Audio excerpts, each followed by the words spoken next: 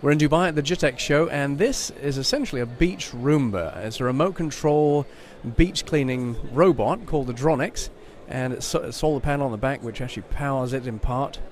And when it's not being used as a beach Roomba, you can actually convert it into a beach party system. So you can actually fit a speaker on the front and put a monitor, which is perfect for beach parties.